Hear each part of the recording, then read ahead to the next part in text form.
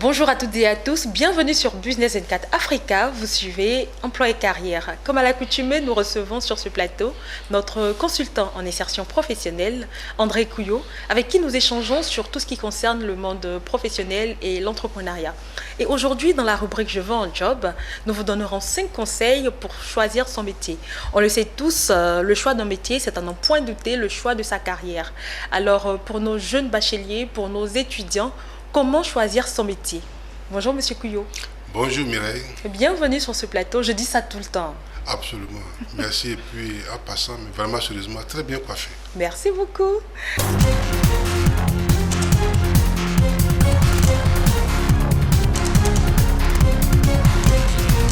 Alors, Monsieur Couillot, Oui. pour nos jeunes bacheliers, pour nos étudiants, on sait tous que choisir un métier, c'est pas facile. Pour une vie professionnelle épanouie, comment choisir son métier? Très bonne question, mais qui me permet aussi de dire que le métier devrait peut-être être choisi un peu plus tôt, certainement, parce que lorsque tu as le bac, quelquefois, nos systèmes d'enseignement sont tels que, à partir de la troisième déjà, on sait, soit dans les matières scientifiques, on sait qu'on ne sera jamais littéraire, ou bien on est dans les matières littéraires, on sait qu'on ne sera jamais scientifique. Donc, Tout à fait. voilà. Mais ça devait se faire un peu plus tôt, parce qu'aujourd'hui, sur le terrain, on se rend compte qu'il y a des gens qui ont un bac C, mais qui n'ont rien de scientifique, ou bien qui peuvent aussi exceller en marketing, en droit, ailleurs. Et il y a des gens qui ont un bac A, mais qui peuvent aussi faire certaines matières scientifiques, surtout ils peuvent faire l'informatique. Et même à l'époque, c'était avec le bac A1, je crois, ou bien c'est A2, mais à tout, il y a bac scientifique et non le bac A scientifique, ils pouvaient faire la médecine. Le bac A1. A1, voilà, Oui. ils pouvaient faire la médecine. Donc, je veux dire, il ne faut pas cataloguer les gens. Alors, quand les étudiants arrivent à l'université, quelquefois, ils choisissent les filières.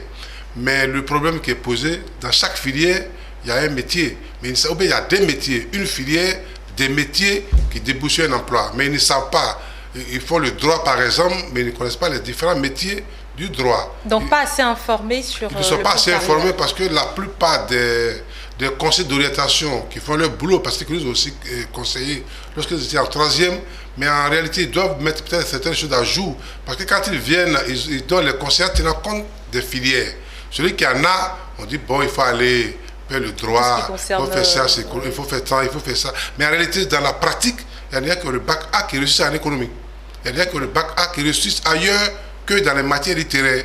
Et puis, il y a des gens qui ont le bac C, mais qui ont eu un bac C, comme on le dit, littéraire. Ils ont eu un bac C, mais ils ont eu un bac C en réalité. Il a eu le bac C avec peut-être 8 ou 9 en mathématiques. Et puis en français, il a 15. En anglais, il a 14. Donc un bac C, mais qui lui donne aussi une orientation littéraire. Or, la plupart des conseils ne fonctionnent pas comme ça. Tu as le bac C, il faut aller faire sciences physiques, il faut faire mathématiques, il faut faire la médecine, il faut faire. Enfin, bref. Et si on va Donc, on va faire bac C, est-ce que c'est pas parce qu'on est porté sur les filières scientifiques? Oui, mais c'est ça. On est porté, mais pas forcément. C'est un problème de niveau de compréhension. L'étudiant qui est un enfant, c'est pourquoi on fait. Vous avez posé une belle question, mais c'est pourquoi on fait cette émission. En fait, c'est pas parce qu'un étudiant est bien en mathématiques, il aime tout ce qui est scientifique. Aujourd'hui, on le voit. Moi, je prends des étudiants qui ont eu un bac C, mais qui font le droit et qui sont à l'aise, qui veulent devenir magistrat, qui veulent devenir avocat, qui veulent devenir DRH. Donc, on ne demande pas à l'enfant qu'est-ce que tu veux devenir. On lui dit, comme tu fais matière scientifique, forcément, tu es scientifique, donc on va faire les mathématiques. Donc il faut revoir, en quelque sorte, il faut revoir la manière d'orienter les étudiants, ou bien les élèves déjà. Très bien. Pour revenir à notre sujet, oui. 5 conseils pour choisir un métier. Oui, 5 conseils, mais ça c'était bien d'en parler. Donc les 5 conseils, l'étudiant doit savoir que le choix d'un métier, c'est le choix d'une vie, c'est le choix d'une carrière réussie. Parce que lorsque tu rates le métier, après tu vas te promener. Par exemple, quelqu'un peut dire le métier de journaliste, mais il arrive et puis il n'aime pas. On l'a orienté peut-être dans une école de journalisme, mais il n'aime pas. Oh, peut-être qu'il pouvait faire la communication, peut-être qu'il pouvait faire la publicité, peut-être qu'il pouvait faire le droit. Il n'y a pas plus tard qu'hier, j'ai croisé une fille qui a fait le droit, c'est ce qu'elle m'a dit, licence droit privé, non, droit tout, licence droit, oui, droit privé, et puis elle s'est inscrite dans une école de communication qu'on connaissait bien, mais qui fait aujourd'hui un master en publicité. Donc on peut changer. Il n'est pas encore tard, on peut tout changer. Mais en même temps, donc, le premier conseil, c'est de penser là. Donc c'est pourquoi il ne faut pas se limiter. Il faut que les jeunes s'ouvrent l'esprit et qu'ils disent que le monde m'appartient. On ne doit pas leur interdire de rêver. De rêver, mais l'impossible. Parce que tous ceux qui ont créé l'avion, Même ceux qui ont créé la télévision, nous sommes en train de parler, mais ils ont rêvé. Ils ont rêvé, ils ont dit, mais moi, je vais créer une chose où on peut te regarder dans tout le monde entier, en étant quelque part dans un coin du monde. Est-ce que vous me suivez? Oui. Donc, en réalité, les gens ont rêvé. Il faut les permettre de rêver. Donc, il ne faut pas se fixer des limites. Ça, c'est le premier conseil que je leur donne. Le deuxième conseil, mais évidemment, ça vient du premier. C'est-à-dire qu'il faut viser haut. Il y a quelqu'un qui disait que quand tu vises le ciel, il faut viser la lune. Quand tu rates la lune, tu touches les étoiles. Les étoiles. Et finalement, tu deviens une star. Il faut que les gens visent haut. Il ne faut pas dire non, tu es un rêveur. Un enfant qui dit un rêveur, mais il peut être un grand scientifique. On l'a reproché à plusieurs scientifiques aujourd'hui qui sont devenus des hommes très riches. Je pense même à l'inventeur des ampoules. Je pense aussi à l'inventeur de la bombe atomique. Voilà, Edison. Mais il a échoué plusieurs fois. Son institut a trouvé que c'était un crotard qui ne servait à rien. Et quand sa mère est revenue à la maison, il lui a dit, mais le maître m'a fait un courrier. Il dit, tu es trop intelligent. Tu es tellement intelligent qu'il faut que moi, je t'enseigne. Parce qu'il ne peut pas t'enseigner. Oh, l'institut avait envoyé un courrier à l'enfant pour dire, va dire à ta maman, parce qu'il avait dit dans le courrier que l'enfant, on ne peut rien faire pour lui. C'est-à-dire que c'est fini, on ne peut rien faire pour lui d'aller à la maison. Ça m'a dit autre chose, mais aujourd'hui, il est devenu l'inventeur le plus puissant. C'est-à-dire que grâce à lui, on voit la lumière dans le noir. Oui, voilà. L'inventeur de l'électricité. Voilà, donc je vais dire, les personnes sont aussi bêtes que ça. Tout le monde est intelligent en fait. On a tous des talents. Donc il faut viser haut et qu'il faut laisser chaque enfant exprimer son talent. Je prends le cas de notre star national Alpha Blondy. Il a même dit international aujourd'hui. Mais quand il nous a raconté son histoire, on trouvait que c'est pas. Il était devenu fou, on dit il est fou. Aujourd'hui, c'est une méga star. Et ses parents, là où ils sont, ils doivent être heureux de lui. Donc je vais dire, personne n'est aussi bête. Il n'est peut-être pas fort en mathématiques, mais il peut être un grand artiste, il peut être un guitariste, il peut être un soliste, il peut être un lead vocal. Aujourd'hui, on voit, la dernière fois, j'ai écouté Magic System qui disait que c'est maintenant qu'il fait des diplômes. Il n'a pas de diplôme. C'est lui qui l'a dit. Mais c'est une méga star. Il n'a rien à envier à n'importe quel mais en plus. Peut-être que c'est les cas supérieurs que lui envie aujourd'hui parce qu'il a ce que les autres n'ont pas. Ensuite, le troisième point, mais il faut faire son bilan personnel. Et le bilan personnel, à peu près, on a déjà fait un cours sur le projet peut-être on va y revenir, mais c'est tellement important. C'est tellement important. Je n'ai pas envie de parler de ce livre, mais on n'a pas de six stratégies, on a parlé à l'intérieur, on a parlé du projet professionnel. Il faut faire son bilan pour dire à quel niveau je suis. Parce qu'il y a des gens qui pensent que comme j'ai un Master 2, j'ai un niveau Master 2. Tu peux avoir le Master 2 et je peux être méchant, mais tu as le niveau terminal. Quelqu'un qui a... Et ça, il faut pouvoir le déceler. Oui, mais non, chacun doit... Il ne faut pas se mentir. Très bien. Il ne faut pas se mentir. Toi-même, tu sais ce que tu vaux. Ou bien tu dois savoir ce que tu vaux. Tu ne viens pas au cours de français. Tu ne viens pas au cours d'anglais. Bon, aujourd'hui, l'anglais, c'est devenu un critère de sélection, même dans les pays francophones. Il n'y a pas longtemps, j'ai envoyé un étudiant dans une entreprise américaine.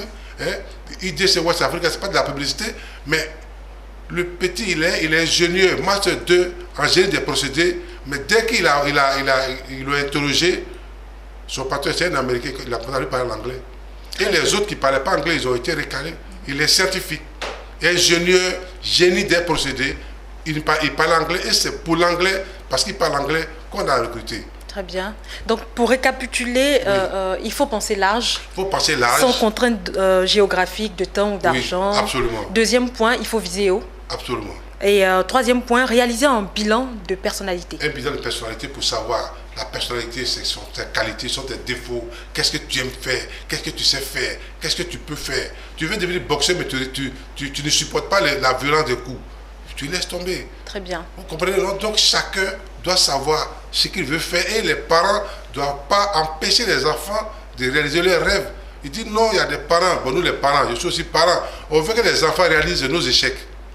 Prendre la réponse sur nous. Ça veut dire que tu voulais être médecin, tu n'as pas pu. Mon enfant doit être médecin, coûte que coûte. Mais la médecine ne l'intéresse pas. Très bien. Il faut... Et dans le cadre, bon, on va y revenir. Oui. La question que je voulais poser, c'est dans le cadre où on estime que le métier que l'enfant a choisi n'est pas très... ne génère pas assez d'argent ou est un peu difficile et tout. Oui, non, c'est ce que les gens disent. Mais j'ai pris le cas de Alpha Blondy qui savait qu'elle allait devenir une méga star.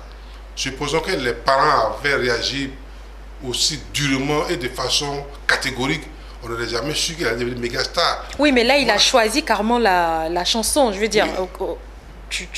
Oui, mais la chanson par rapport à l'étude, il y a certains joueurs, je prends aussi l'autre droit national. Quand on a vu ce bulletin, mais il était très bon, mais il a fait le football. Peut-être qu'il serait devenu un médecin, peut-être qu'il est devenu un mathématicien, parce qu'il était très fort dans les maths scientifiques, on a publié son bulletin. Mais en réalité, il a fait le football, il est devenu aujourd'hui une icône internationale. Donc, ce n'est pas la peine de dire à l'enfant, non, si tu ne veux pas magistrat, c'est la fin du monde. Tu veux que tu deviennes avocat, c'est que tu es indiscipliné, tu ne veux pas, il ne paye pas tes études. C'est ce qui arrive très souvent. Il dit non, il faut devenir. Mais l'enfant n'a aucune envie de devenir magistrat. Il n'a aucune envie de devenir médecin. Moi, j'ai un ami médecin. Il a fait la médecine parce que les parents, c'est lui qui m'a raconté, il a eu son bac C, et puis ses parents qui étaient au Canada lui a dit il faut aller faire la médecine. Ils l'ont imposé, il a fait la médecine, il dit il n'enseigne pas, enfin il ne fait pas la médecine, aujourd'hui il est conférencier. Conférencier dans le domaine médical, mais il n'est plus, il ne s'est pas soigné, il fait des conférences sur la Covid, sur le sida, il fait, voilà, mais il ne fait pas, il n'est plus dans une clinique en train de soigner. Est-ce que vous me suivez? Oui. Donc en réalité, ce n'est pas parce que l'enfant a fait. C'est pas parce que le papa veut tel métier qu'il s'appelle à l'enfant. Parce qu'en général, ça rattrape. Pourquoi on ne l'a pas laissé faire l'économie qu'il voulait faire? Il s'est peut-être devenu un grand économiste et puis il aurait fait un métier qu'il aime, qu'il adore, tout à fait, que de l'obliger à faire la médecine. Et puis après 7 ans d'études, il laisse la médecine et il revient sur ce qu'il voulait faire. C'est une perte de temps. Mais ça, c'est l'erreur des parents. Et ça, c'est déjà des hommes. Je peux le multiplier par 1000. Il y a des étudiants même qui n'arrivent pas à ce niveau. Quand ils n'aiment pas, ils boycottent le cours. Donc il dit qu'il ne comprend pas, il ne fait pas d'effort. Donc quand l'enfant choisit la matière ou bien le métier qu'il veut, mais évidemment, il va le comprendre. L'objet de cette émission, quand tu fais le droit, il faut demander les métiers du droit. Un juriste peut être totalement un DRH. Il peut être assistant juridique. Et c'est une matière qui touche un peu à tout. Pour moi, le droit, c'est une matière transversale. Oui. On dit qu'il y a beaucoup de chemins dans cette filière parce que les gens ne savent pas trop pourquoi ils font le droit, parce qu'ils veulent devenir magistrat, mais ils oublient qu'on prend souvent 15 à 20 magistrats au plus pour 6 000, 7 000 candidats, quelquefois 17 000 candidats. Donc la pression, parce que c'est l'État qui recrute, et l'État va recruter les magistrats en tenant compte de son budget, mais en tenant compte des infrastructures. On ne peut pas recruter 100 magistrats alors qu'on n'a aucun tribunal quelque part. Donc l'État recrute en tenant compte de ses propres besoins, mais en tenant compte de son budget. Et les gens veulent faire la magistrature, mais ils ne savent pas quelles sont les prévisions que l'État a dans ce domaine. Donc en fait, il faut avoir tous les métiers qui découlent de la matière ou de la filière dans laquelle on est. Il faut d'abord se renseigner. Je veux faire le droit. Quels sont les métiers qui sont à l'étude du droit? Il ne faut pas choisir le droit parce qu'il veut devenir magistrat. Aujourd'hui, est-ce que les étudiants savent que quand tu fais le concours de l'avocature, 3 échecs, tu n'as plus le droit de faire le concours, c'est fini. Il n'y a pas longtemps, ils ont organisé le concours des notaires. Je crois qu'on m'avait dit qu'il y avait 200. Si les informations sont justes, sur 200 candidats, ils ont pris 18. Donc il faut mieux informer en fait les étudiants. Il faut mieux informer les enfants sur le marché de l'emploi. Quels sont les secteurs qui recrutent? Quels sont les secteurs en vogue? Peut-être qu'on va faire une autre mission là-dessus. Quels sont les secteurs qui attirent? Quand les pays sont en crise, quand le monde est en crise, quels sont les secteurs où les entreprises recrutent? Il faut que les gens le sachent. Pour ne pas qu'ils choisissent une filière au hasard, ils choisissent d'abord une filière, ils ne connaissent pas les métiers. Oui, ils choisissent un métier et il n'y a pas d'emploi en face. Or, la plupart des écoles créent des filières sans poser des questions ni à la fédération, il va des petites moyennes entreprises, ni à la confédération des entreprises de Côte d'Ivoire, ni au mouvement des petites moyennes entreprises de Côte d'Ivoire. C'est-à-dire que ce n'est pas des fêtières qui recrutent les entreprises, mais il faut leur demander quels sont les différents, quels sont vos besoins avant de créer une filière. Tout le monde crée des filières. On vend aux parents, et puis il n'y a pas d'emploi en face, parce que l'école même, le fondateur qui a créé la filière, lui, il allait choisir la filière parce qu'il y a beaucoup de personnes qui y viennent. Oui, il ne demande pas s'il y a un métier en face. C'est une problématique très importante. Absolument. Et le ministre de la formation professionnelle, de l'enseignement supérieur et de la formation professionnelle en parlait.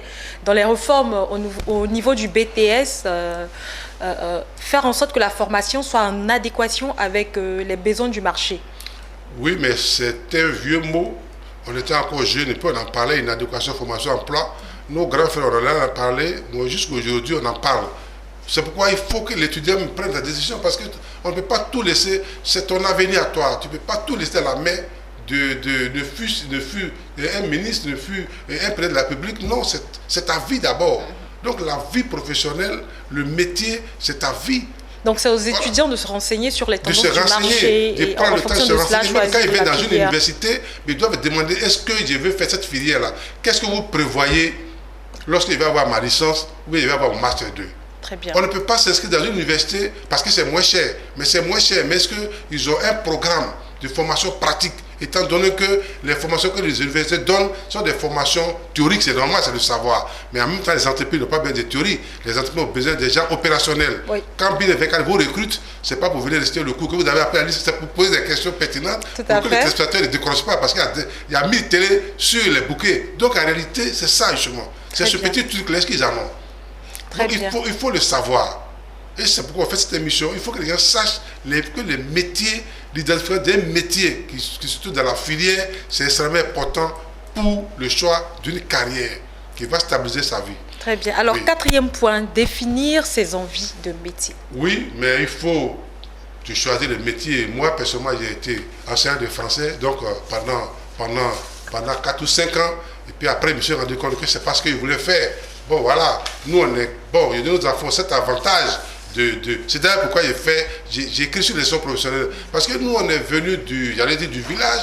Les parents sont au village, ils sont des paysans. Tu as ton CP, on t'oriente au collège. Il n'y a personne qui va te donner des conseils. Et donc, tu vas à l'école parce que tu causes ta tête. Mais en réalité, si on m'avait peut-être donné des conseils, j'aurais perdre moins de temps. Parce que j'ai fait un peu la littérature, je suis allé faire un peu de comptabilité. Et puis, je suis à la leçon professionnelle. Mais ça fait combien de temps perdu? Ça fait pas moins de 10 ans. Est-ce que vous comprenez? Or, c'est pourquoi il faut que les étudiants nous suivent. Je suis surtout BIN24. Quand il le dit, les gens pensent que c'est pas... Non, je suis ici parce que la télévision, c'est une télévision qui forme et qui informe. Et je sais que vous êtes d'accord avec moi. Et la télé utile. Oui, la télé est très utile parce que c'est bien de s'amuser, c'est bien de danser, c'est bien de se relaxer, mais il est bien d'être formé. Parce que je le dis souvent, quand les gens sont... Quand il y a les crises, et que les cadres quittent le pays sous la pression pour se protéger, ils vont avec quoi? Ils ne vont pas à leur valise, ils ne vont pas à leur maison, ils vont à leur cerveau. Donc c'est le cerveau qu'il faut bétonner. Pour moi, c'est le cerveau qu'il faut habiller. C'est le cerveau qu'il faut formater pour que quel que soit le niveau où tu te retrouves, le pays où tu te trouves, mais tu t'adaptes. Mais si tu n'as pas un bon niveau, tu sors, tu vas ailleurs, qu'est-ce que tu peux faire? D'accord. Voilà. Et le cinquième point? Oh, le cinquième et dernier point, c'est vraiment, c'est se former en fait. Donc, il faut voir tout ça. Et puis, c'est ça qui va vous permettre, par exemple, j'ai pris mon cas, mais c'est un dessin. Je me rends compte que la littérature, c'est bien, ça me permet d'écrire mes livres, mais ce n'est pas mon truc. Je ne peux pas enseigner les élèves de CPA, enfin, de la sixième en terminale, c'est pas mon truc. Ce qui m'intéresse, ce qui me plaît, c'est comment les orienter, comment les conseiller. J'ai peut-être devenu un conseil d'orientation, mais j'ai fait les sessions professionnelles. Donc en réalité, il faut savoir ce que tu aimes. Et quand ceux qui me connaissent savent que quand je parle de ceci là, je peux en parler qu'à demain matin, mais je peux oublier de manger. Parce que tu aimes, ça t'attire. C'est ce qu'on appelle l'appétence. Est-ce que ça donne l'appétit? Est-ce que tu as envie d'en parler? Est-ce que tu peux en parler, mais ça qu'on te paye? Moi, je le fais. Et je suis prêt à le faire. On peut m'inviter. Vous en parlez avec beaucoup de passion. Oui, mais parce que c'est ce que tu aimes. C'est quand tu fais le boulot que tu aimes, non seulement tu es heureux, mais tu gagnes un peu plus d'argent que les autres. Parce que quand tu fais un métier que tu n'aimes pas, tu vas devenir un homme quelconque, une personne quelconque, tu ne seras pas un expert. Pour devenir expert, il faut qu'ils fassent ce qu'ils aiment. Donc c'est à eux maintenant de s'évaluer pour dire, moi c'est vrai, j'ai fait le droit, mais est-ce que le droit me plaît? Si le droit ne me plaît pas, c'est le marketing. Il n'est pas tard pour revenir en arrière, pour faire le marketing. J'ai fait la comptabilité, mais est-ce que la comptabilité m'intéressait? Peut-être que j'ai fait études de développement pour travailler dans les institutions internationales, mais vous changez, vous cherchez une université qui le fait. Est-ce que je veux, qu'est-ce que je veux devenir? Qu'est-ce que j'aime? Qu'est-ce qui m'attire? Qu'est-ce qui me passionne? Si vous avez ces questions-là, vous pouvez choisir votre formation ou bien rechoisir une autre formation pour que vous soyez heureux dans ce que vous faites. Et quand tu es heureux dans ce que tu fais, mais tu gagnes plus d'argent. Très bien. Donc, pour récapituler, il faut se former, faire ce qu'on aime et se former dans ce qu'on aime. Absolument. Très bien. Et les parents devraient aider les enfants en les écoutant, mais aussi, même il y a un ami morphopsychologue. Tu peux aller voir un spécialiste qui peut dire ton enfant là, s'il fait cette matière, il ne va pas réussir. Même s'il réussit, il ne le fera pas. Il y a des spécialistes aujourd'hui. C'est un peu comme la souris des blancs. Les morphopsychologues, ils regardent votre visage, ils mis à balai, et puis ils disent oui, voilà ce métier-là, ça te connaît à la peau, fais-le. Très bien. Alors, voici les 5 conseils donnés par notre spécialiste en insertion professionnelle. Je récapitule pour vous. Premier conseil, pensez large. au-delà du temps, d'argent et sans contrainte géographique. Deuxième conseil, viser haut. Troisième, réaliser un bilan de personnalité et ensuite définir ses envies de métier. Et enfin, se former, faire ce qu'on aime et se former dans ce qu'on aime. Mesdames et messieurs, notre première rubrique est finie. Nous entamons la deuxième. Restez connectés.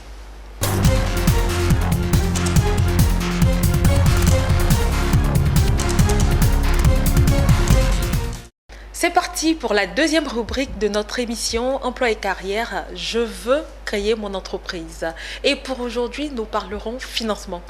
Comment trouver les fonds pour son entreprise? C'est un sujet délicat.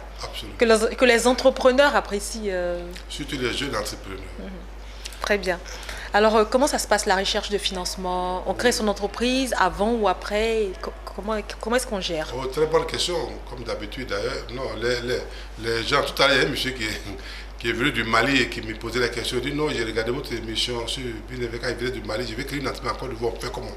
D'accord. Je lui ai dit juste, il faut aller sur Google, vous mettez CPC, mais c'est une question que mes chefs d'entreprise qui sont à l'intérieur se posent. Où est-ce qu'on trouve de l'argent? Où est-ce qu'on fait les papiers? Aujourd'hui, on va mettre l'accent sur l'argent. Mais comme notre émission est dédiée aux jeunes entrepreneurs, mais il y a aussi des grandes, comme tout à l'heure je viens de le dire, il y a des entrepreneurs chevronnés que nous suivent. Et donc nous allons faire l'effort de les satisfaire. Mais tous les chefs d'entreprise qui ont réussi savent qu'il faut commencer par l'épargne personnelle. Son épargne personnelle. Que votre première dépense soit votre épargne. Tu gagnes 1000 francs, tu épargnes 100 francs. Tu gagnes 10 000, tu épargnes 1000 francs. Tu gagnes 100 000, tu épargnes 10 000. 90 000, fais ce que tu en veux. Tu gagnes 1 million, tu épargnes 100 000. Au moins 10% minimum, à défaut d'épargner plus. Très bien. 10% minimum. Il y en a qui vont à 20%, 30%, mais 10%, ça c'est... Et puis, il faut mettre ça dans un compte que vous oubliez. Et donc, parce que c'est ça qui va vous servir. Donc, parce que les banques, les jeunes aujourd'hui disent non, je n'ai pas l'argent, mais ils ont des téléphones qui coûtent 600 000. Le confort. Le confort. Ils ont des souliers, comme il le dit, les chaussures qui parlent. Mais comment tu n'as pas l'argent et puis tu portes ce genre de chaussures? Ce n'est pas mauvais, mais quand tu portes une chaussure de 600 000, 500 000, tu ne peux pas venir demander 200 000 francs à une banque qui va te donner. Donc vous préconisez de prendre son épargne. Ton épargne, il faut déjà réduire ses charges. Pour moi, une chaussure, qu'elle coûte 1 million, qu'elle coûte 40 000 ou 50 000, son utilité, c'est de vous chausser. Tu veux créer une entreprise, le reste là, il faut économiser. Tu as 1 million, au lieu de payer une chaussure de 600 000 ou 400 000, paye une chaussure moins chère, le reste il faut économiser. Tu es une dame, tu veux créer une entreprise, il y a des sacs de 50 000, de 70 000, de 300 000. Il faut savoir quel sac je prends pour porter. Mais oui, mais voilà. ça c'est à un certain niveau. Imaginons qu'on trouve un jeune qui aimerait entreprendre et qui n'a pas le fonds nécessaire, qui n'a pas l'épargne nécessaire à son projet. Bon, on peut créer son épargne. Je vais vous citer le cas. Vous posez une très bonne question, très inspirée. Mais je connais un monsieur qui voulait créer qui voulait d'abord être assureur. Il voulait être conseiller en assurance. Il n'avait pas de costume. Et donc, on l'a refusé dans le recrutement. Il est retourné, il est allé prendre une chaussure. Il allait négocier avec un Libanais. Il avait autour de 10 000. Une paire coûtait 3 000. Il allait déposer des 10 000 comme caution. On lui a donné 3 paires. Il allait vendre. Et aujourd'hui, il est devenu chef d'entreprise redoutable. Je peux vous le montrer. Très bien. Ça dit, mais parce qu'au lieu de maudire les gens, parce que tu n'as pas de costume, non, les gars, ils ne veulent pas aider les gens. Non, non. Il est allé, il est revenu en arrière. Il a commencé à vendre des chaussures. Il a économisé de l'argent. Il est allé acheter le costume, il est retourné de la compagnie, on l'a recruté, il a été des meilleurs vendeurs et finalement il a créé sa compagnie. Aujourd'hui, il s'en sort mieux qui est. Pour dire quoi, on peut créer son épargne, ça dépend de la vision. Est-ce que la jeunesse a une vision? On ne peut pas tout avoir en même temps. Ce qu'il dit aux étudiants, tu veux te marier, tu veux être avocate internationale, tu veux avoir des enfants, tu veux voyager dans tous les pays du monde. Il y a des choses qui sont incompatibles. Très bien. Voilà, donc si tu veux créer une entreprise, fais l'effort d'épargner. Et l'épargne, ça vient sur l'argent que papa te donne. Le petit boulot que tu fais, il faut épargner. Ça, c'est extrêmement important. Et que l'épargne soit leur première dépense. Très bien. Et ensuite, si on ne peut pas épargner, si on n'a pas l'occasion d'épargner, parce qu'on connaît le niveau de vie ici, en Afrique et en Côte d'Ivoire. Ah, mais ça, c'est l'erreur que les gens font. On peut tous épargner. Très bien. On peut tous épargner.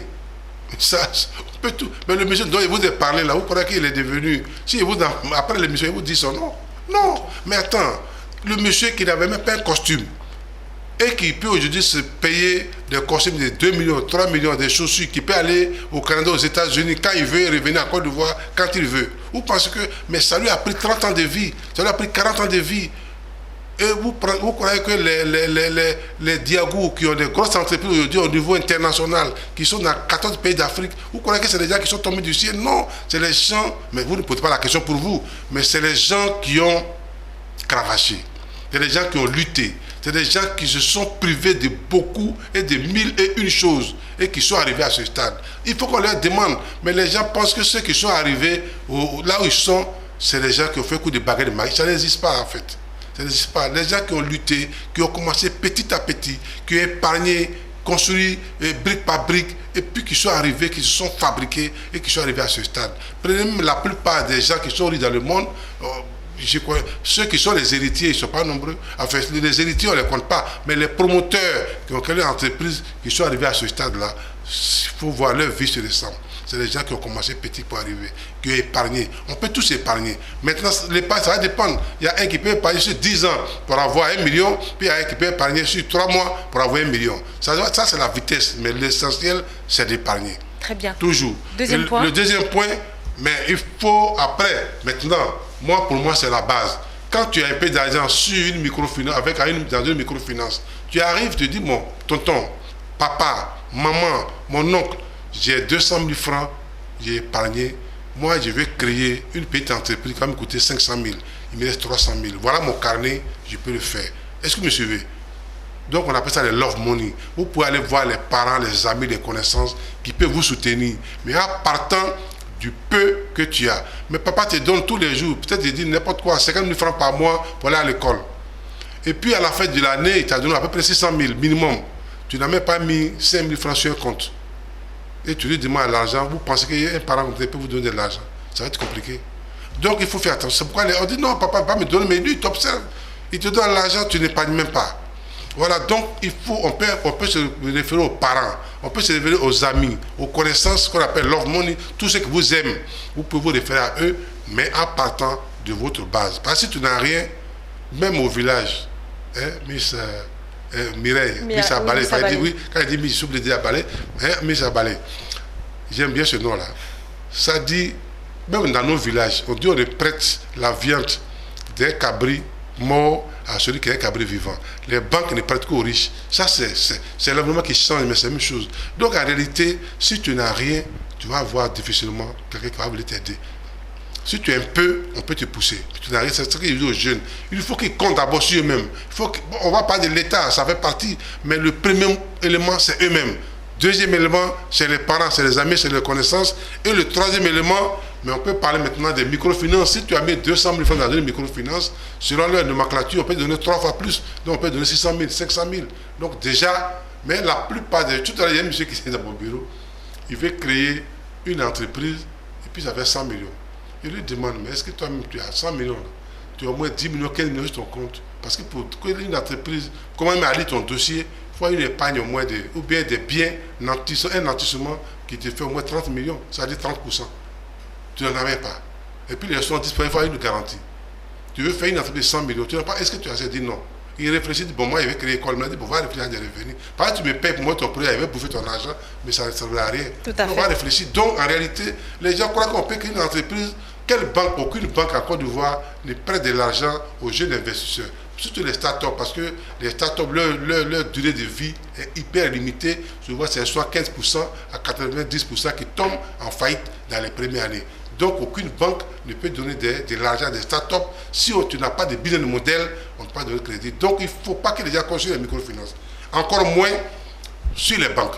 Les banques classiques en Côte d'Ivoire, il va peut-être être méchant, mais il faut dire la vérité aux jeunes. On a les banques nationales, on n'en a pas beaucoup. Et ce n'est pas les banques les plus riches. Les autres banques sont des banques il y a des multinationales. Donc, qui se paient ensuite, qui sont des banques commerciales. Donc, ils ne viennent pas pour financer l'entrepreneuriat national. Donc, les gens vont vous dire, non, on a un guichet PME, c'est bien. Mais pour qu'on donne crédit, il faut peut-être avoir 10 millions pour donner 20 millions. Ça veut dire que ces 10 millions-là, c'est bloqué. Et puis les 10 millions, il faut avoir un terrain avec un titre foncier ou bien quelqu'un qui vient un aval qui va garantir les 10 millions. Aucune banque ne prend ce genre de prend des risques. Donc en réalité, il ne faut pas rêver. Il faut que les Ivoiriens prennent les exemples sur les Maliens, sur les Nigériens. Comment ils viennent? Mais le monsieur, il a dit, il a une pousse-pousse, ou bien il prend une brouette, après il crée, il paye une Ce sont des communautés qui s'entraident fortement. Mais il faut que les Ivoiriens apprennent aussi à s'entraider fortement. Il y a également la confiance. Est-ce que quand on te prête, est-ce que tu ramènes à temps ce qu'on t'a prêté? Ça c'est une très bonne question parce qu'il a été membre de la communauté d'une microfinance. Ça, c'est un problème en Côte d'Ivoire. Non seulement ce sont des banques internationales, donc ils n'ont pas pour objectif, mais quand ces banques ont prêté de l'argent à certains nationaux, vous savez, la cartographie en Côte d'Ivoire, c'est compliqué. Le monsieur se déplace, il va dans une autre région, on ne peut pas l'identifier, et donc l'argent est resté comme ça. Donc les banques se sont méfiées. Donc on va demander une panoplie de dossiers pour garantir, parce qu'à un moment donné, on avait du mal à repérer les gens. Le pays avance aujourd'hui. Aujourd'hui, on voit qu'on peut repérer les gens relativement plus rapidement. Mais il n'y a pas encore effectivement d'adressage des rues, par exemple. Absolument. Donc ça pose beaucoup de difficultés. Donc ceci étant, quand les banques ont vu qu'elles ont perdu beaucoup d'argent parce qu'elles ont prêté à des gens de bonne foi qui n'ont pas remboursé, mais évidemment les banques ont fermé. Et aujourd'hui, on demande beaucoup de choses. Il y a 3 raisons essentielles que moi j'identifie. Donc c'est ce qui fait que les banques ne prêtent pas. Maintenant, il y a l'État qui a créé l'agence emploi jeune, qui aide les jeunes, mais qui ne donne pas, qui ne peut pas donner, parce qu'on dit en Afrique, ou bien 70% de la population est jeune. Bon, est-ce que l'État peut donner l'argent? On est 23 millions d'habitants. S'il y a 13 millions, 15 millions de jeunes qui veulent créer l'entreprise, l'État ne peut pas les financer tout. Donc l'État va prendre les projets, les étudier, et puis donner pour les projets qui sont les plus viables pour que les jeunes embauchent les autres. C'est tout ce que l'État peut faire. Mais la plus grosse partie qui reste, qui n'a pas accès aux banques, ni aux microfinances, et à qui les parents ne peuvent pas donner de l'argent, qu'est-ce qu'ils font? Il faut qu'ils même créent leur propre richesse en travaillant, en acceptant de faire n'importe quel boulot et en économisant pour revenir en arrière. Et puis remonter après. C'est pas mauvais. Voilà. Et parlons des microfinances. Les microfinances prêtent, mais les microfinances et les banques ont presque les mêmes méthodes d'études des dossiers. Les microfinances sont plus, ça devrait être c'est plus pour la population, parce que si je me trompe, je ne suis pas économiste, mais il y a la microfinance, il y a la mésofinance, et il y a la finance qui font les banques, les mésofinances. Mésofinance, dont on connaît l'un des... Bon, on peut citer... Jean-Luc Codin de Cofina, oui. D'accord. Bon, voilà. Donc ça, c'est une mésofinance. La Cofina n'est pas une banque, ce n'est pas non plus une microfinance. Donc à cheval entre la microfinance et la banque. Voilà. Et donc ceux qui veulent prendre à partir de 50 millions, 100 millions, 200 millions peuvent aller là-bas. Et donc en réalité, c'est différent. Les microfinances, c'est pour les petits épargnants qui veulent prendre les crédits de 500 000, de 1 million, de 5 millions, puis même 10 millions, mais c'est un peu rare, même si c'est autorisé à des degrés moindres. Mais je veux dire, donc les petits épargnants, les femmes, les jeunes qui sortent de l'école, des universités, qui n'ont pas de grands moyens, mais ils devraient peut-être avoir un compte dans une microfinance où l'ouverture de compte se fait à 10 000 ou à 15 000. Que d'aller dans une banque où on te dit pour un compte d'épargne, il faut payer 30 000 parce qu'ils n'ont même pas les moyens d'ouvrir un compte chèque, un compte courant. Parce que pour ouvrir un compte courant, il faut plus de garanties, il faut un virement régulier. Et donc, les jeunes ne peuvent pas faire ça. Ils peuvent donc, en principe, pour moi, chaque jeune Ivoirien ou étudiant devrait avoir un compte. Aujourd'hui, il y a des banques qui viennent dans les universités pour que les étudiants ouvrent un compte en blanc et puis au fur et à mesure alimenter. C'est très important. Et donc, pour récapituler, le premier geste à faire quand on veut financer son entreprise, c'est d'épargner. Il faut épargner. Commencer à épargner. Au moins, ça te prend 5 ans, c'est bon, c'est pas grave. Très tu bien. épargnes 1 an, 2 ans, 3 ans, 4 ans, 5 ans. Et si ensuite, tu as un petit paquet, tu peux maintenant aller voir. Oui. Ensuite, non, allez-y. tu peux aller voir les parents. Voilà. Très bien. On les appelle la love money, c'est-à-dire la famille, ceux que tu aimes, les parents, les cousins, les tontons, tu les identifies. Et puis tu dis, bon, mais moi j'ai bien de 1 million. Les 1 million, j'ai 10 parents. Chacun peut, si chacun me donne 100 000, ça me fait 1 million. Donc moi j'ai bien 1 million 500 000, j'ai 500 000. Je peux demander chacun 1 million. S'il me donne, c'est tant mieux. Et après les banques, oui, après les banques, on passe aux microfinances. Les structures étatiques et les microfinances également. Après, on passe aux banques, on passe aux structures étatiques. Mais il y a les ONG aussi, il y a des ambassades aussi qui aident les gens. Donc, il faut, c'est on leur dit tout, il faut s'ouvrir, il faut tenter ses chances. Mais en réalité, il ne faut pas gaspiller ses énergies parce qu'avec les banques, c'est compliqué que les banques financent les jeunes promoteurs. Très bien. Mesdames et messieurs, notre émission tire à sa fin. Pour ceux qui viennent de nous prendre, nous avons échangé aujourd'hui avec notre consultant en insertion professionnelle, André Couillot. Nous avons parlé de comment constituer son financement pour son entreprise. Et également dans la rubrique « Je veux un job », M. Couillot nous a donné 5 conseils pour choisir un métier pour une vie professionnelle épanouie. Bonne suite de programme sur Business 24 Africa.